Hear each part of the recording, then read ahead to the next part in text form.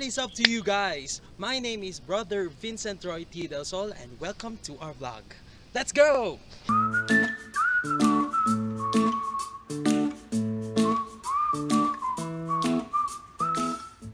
For today's video, we're gonna talk about a phrase or sentence that has caused a lot of confusion throughout the history of the Catholic Church.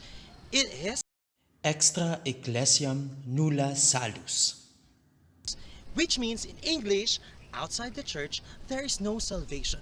But before that, let's go first to the history of these words that has revolved around the Catholic Church.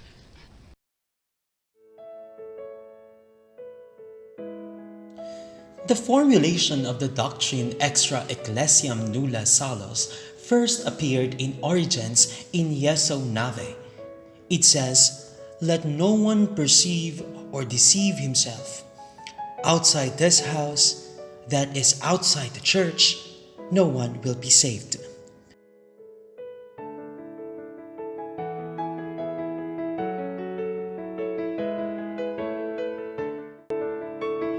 It was later applied by Cyprian using the illustration of an ark.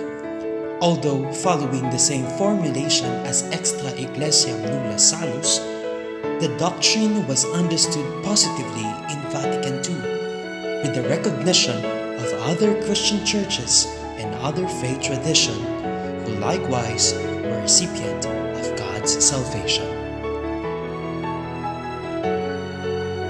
And that is how Extra Ecclesiam Nulla Salus entered into the history of the church. Ngunit paano nga ba iniintindi ng simbahan ngayon ang Extra Ecclesiam Nulla Salus? Come, let us together discover the depths of this phrase by understanding its mystery through the minds of our popes, bishops, priests, and lay persons, and using the Catholic teachings.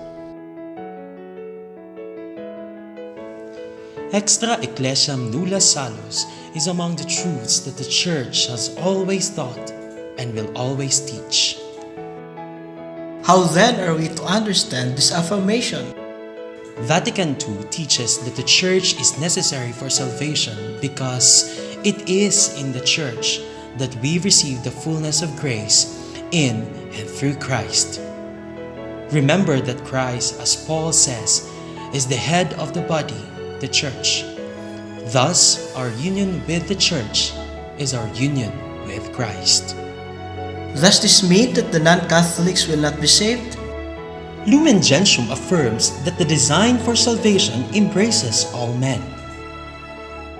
Those who, through no fault of their own, do not know the gospel of Christ or His Church, but who nevertheless seek God with a sincere heart and moved by grace, try in their actions to do His will as they know it through the dictates of their conscience, those too may achieve salvation.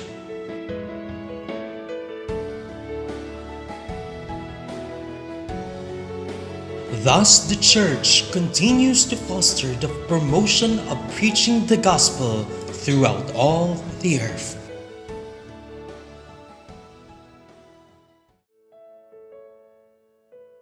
At the end of the day, the question of who will and will not be saved will be decided by God and God alone. Our task is to know who we were, to live out who we are, and to anticipate what and who we shall later be.